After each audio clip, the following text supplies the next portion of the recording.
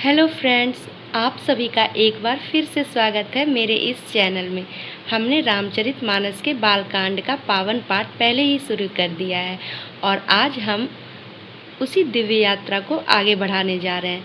हर दिन की तरह आज भी कुछ ऐसे सुंदर श्लोक हम पढ़ेंगे जो हमारे मन को शांति और जीवन को सही दिशा देंगे। तो आइए बिना देर किए हुए फिर से जुड़ते हैं इस भक्ति और शांति से भरे सफ़र में।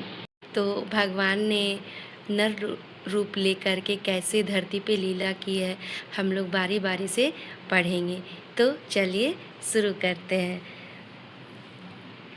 जिसका कोई रूप और नाम नहीं है, जो अजन्मा सच्चिदानंद और परम धाम है, और जो सब में व्यापक विश्व रूप है, जो एक है, जिनकी कोई इच्छा नहीं है, उन्हीं भगवान ने दिव्य शरीर धारण कर अनेक प्रकार की लीला की है।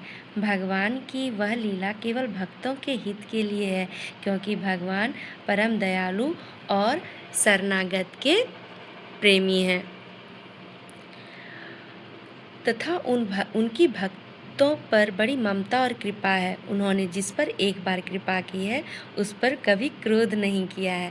भगवान ने जिस पर कृपा किया है, जिस पर उनकी नज़र पड़ गई है, वो थोड़ा से भी अपने जीवन से डिस्ट्रैक्ट हो जाता है ना, तो भगवान उसकी मदद करते हैं, सबकी मदद करते हैं। इसलिए हमें भगवान नाम का जप हमेशा करते रहना चाहिए और भगवान नाम के जप से भी ज़्यादा हमें उन पे विश्वास करना चाहिए, है ना। हम राम नाम के महिमा के बारे में पढ़ेंगे और श्री राम के लीला के बारे में चर्चा करेंगे। तो यहाँ पर प्रभु जी रघुनाथ खोई हुई वस्तु को फिर प्राप्त कराने वाले दीनबंधु, सरल स्वभाव, सर्वशक्तिमान और सबके स्वामी हैं। यही समझकर बुद्धिमान लोग उनका यश गाकर अपनी वाणी को पवित्र और उत्तम फल देने वाली बनाते हैं। उसी के बल पर मैं श्री राम जी के चरणों में सिर नवाकर उनके गुणों की कथा कहूँगा। मुनियों ने पहले भी श्री हरि की कीर्ति गाई है, अतः उसी मार्ग पर चलना मेरे लिए सुगम होगा। यदि राजा बड़ी बड़ी नदियों पर पुल बंधवा देता है, तो छोटी छोटी चींटियाँ भी उन पर चढ़कर बिना परिश्रम के पार चली आती है। इसी प्रकार मैं भी उन मुनियों द्वारा बांधे गए श्री राम रस रूपी पुल के सहारे पार हो जाऊंगा, अर्थात श्री राम जी के चरित्र का वर्णन सहजता से कर लूँगा। तो हम लोगों को भी रामचरितमानस जो लिखे हैं तुलसीदास जी, उनके लेवल तक तो हम लोग नहीं पहुंच पाएंगे, संभव नहीं है। तो उन्होंने जैसे उदाहरण दिया है कि कोई भी राजा महाराजा जब पुल बनाते हैं तो चींटी भी उसमें बिना परिश्रम के चल जाती है। उसी प्रकार जितने भी मुनिजन हैं, जितने भी ग्रंथ लिखे हैं, वेद पुराण, तो मैं उनके स्तर को तो नहीं टच कर पाऊँगी, लेकिन उनके उस शास्त्र को पढ़ करके हम भगवान के दिल में बस सकते हैं और भगवान का कृपा पा सकते हैं। ऐसा तुलसीदास जी महाराज हम लोगों से कह रहे हैं। फिर हम लोग आगे की ओर प्रस्थान कर रहे हैं, बढ़ते हैं। आगे क्या तुलसीदास जी कह रहे हैं, यदि इस प्रकार अपने मन को बल दिखाकर मैं श्री रामचंद्र जी की सुहावनी कथा की रचना करूँगा। व्यास आदि जो अनेक श्रेष्ठ कवि हुए हैं, जिन्होंने बड़े आदर और प्रेम से श्री हरि के सुयश का वर्णन किया है, मैं उन सभी के चरणों में प्रणाम करता हूँ। वे मेरे सभी मनोरथों को पूरा करें। मैं कलयुग के उन कवियों को भी प्रणाम करता हूँ जिन्होंने श्री रघुनाथ जी के गुणों का वर्णन किया है। वे जो अत्यंत बुद्धिमान प्राकृत कवि हैं, जिन्होंने भाषा में हरि चरित्रों का वर्णन किया है। जो ऐसे कवि पहले हो चुके हैं, जो इस समय वर्तमान हैं और जो आगे होंगे, उन सबको मैं समस्त कपट त्याग कर प्रणाम करता हूँ। आप सभी प्रसन्न होकर ऐसे वरदान दीजिए कि साधु समाज में मेरी कविता का सम्मान हो, क्योंकि विद्वानों में जिस रचना का आदर न हो, उस रचना पर मूर्ख कवि ही परिश्रम करते हैं। तो सबसे वो आशीर्वाद लेकर के हम लोगों के सामने रामचरितमानस का रचना किए और हम लोगों को सुना रहे हैं।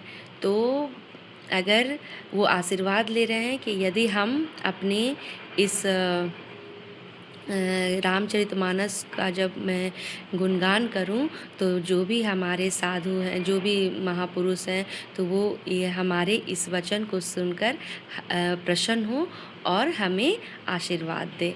ऐसा तुलसीदास जी महाराज हम लोगों से कह रहे हैं। और हम लोगों को भी जब भी अपने जीवन में आगे बढ़ना हो, सबका आप आशीर्वाद लो और अपने काम को पूरी निष्ठता के साथ करो। आपको जीवन में आगे बढ़ने से कोई नहीं रोक सकता है। सबका आशीर्वाद, भगवान का आशीर्वाद सबका लेकर के आपको जीवन में आगे बढ़ना है। तो फिर आगे हम लोग चलते हैं। कीर्ति कीर्ति, कविता और संपत्ति वही उत्तम है जो गंगा जी की भांति सबका हित करने वाली हो। श्री रामचंद्र जी की कीर्ति तो बड़ी सुंदर है, परंतु मेरी कविता भद्दी है, इसमें सामंजस्य नहीं है। इसी की मुझे आशंका है। परंतु हे कविवरों, आपकी कृपा से मेरे लिए अब बात भी सुलभ हो सकती है। रेशम की सिलाई टाट पर भी सुंदर लगती है। सज्जन व्यक्ति उसी कविता का आदर करते हैं जो सरल हो, जिसमें निर्मल चरित्र का वर्णन हो और तथा जिसे सुनकर शत्रु भी स्वाभाविक वैर को भूल जाए और उसकी सराहना करने लगे। तो ऐसी कविता बिना निर्मल बुद्धि के नहीं आती है। तो मेरी बुद्धि का बल अत्यल्प है, इसलिए मैं बार बार प्रार्थना करता हूँ कि हे कवियों, आप कृपा करें जिससे मैं श्री हरि के श्रीयश का वर्णन कर सकूँ।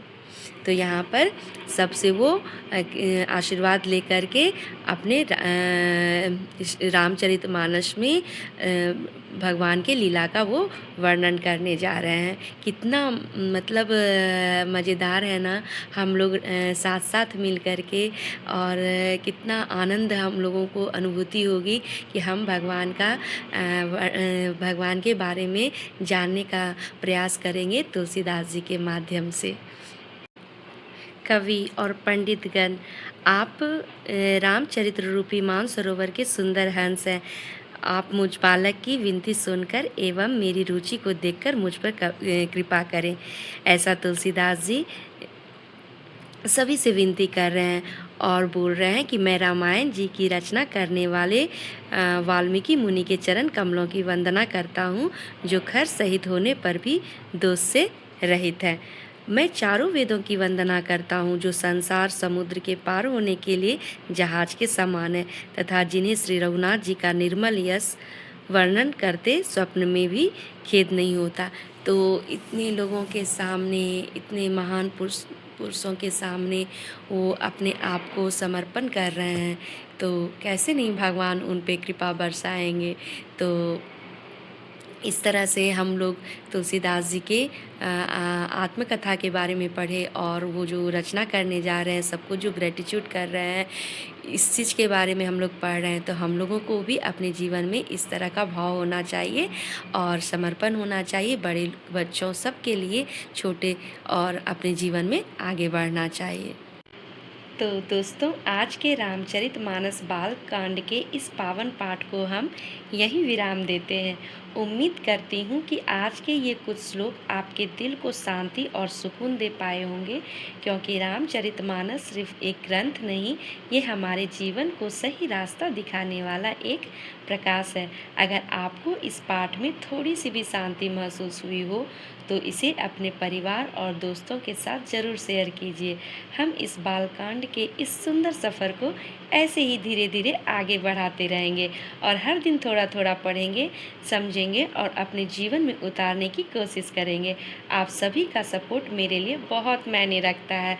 आपका एक लाइक, एक कमेंट और चैनल को सब्सक्राइब करना मुझे और भी मोटिवेशन देता है कि मैं इस भक्ति भरे सफ़र को आगे बढ़ा सकूं। अगर आप चाहते हैं कि ऐसे ही रोज़ रामचरितमानस का पाठ सुनते रहें, तो चैनल को ज़रूर सब्सक्राइब कर लीजिए और बेल आइकॉन भी प्रेस कर लीजिए। और अंत में बस यही प्रार्थना है कि भगवान राम की कृपा आप सभी पर हमेशा बनी रहे, आपके जीवन में सुख, शांति और समृद्धि बनी रहे। Hare Krishna to all of my dear friends. Radhe Radhe.